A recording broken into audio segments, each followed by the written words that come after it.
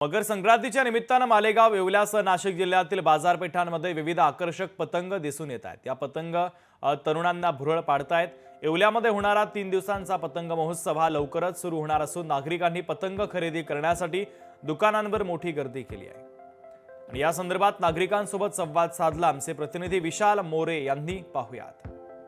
आज मकर संक्रांती आणि नाशिक जिल्ह्यात मालेगावसह येवल्यात हा मकर संक्रांतीचा जो सण आहे हा मोठ्या प्रमाणात साजरा केला जातो। जसं मकर संक्रांतीला तिळगुळाचं जेवढं महत्त्व आहे त्याच प्रकारे पतंग उडवण्याचं सुद्धा मोठं महत्त्व या सणाच्या पार्श्वभूमीवर आहे।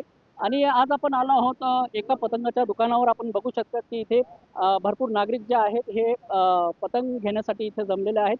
काय सांगाल, कसा तुमचा सण आज साजरा करणार? हा मकर संक्रांत हा एक आपल्या महाराष्ट्राचा एक दिवस असतो सणाचा।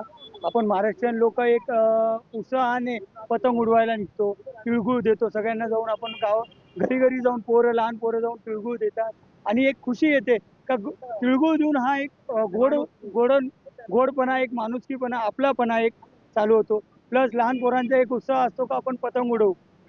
पर्यावरणाचा हा एक आपण विचार करून न मांजा वापरता न हे करता अपन पतंग उड़वतो। लहान पोरांना तो उत्साह वेगळा असतो।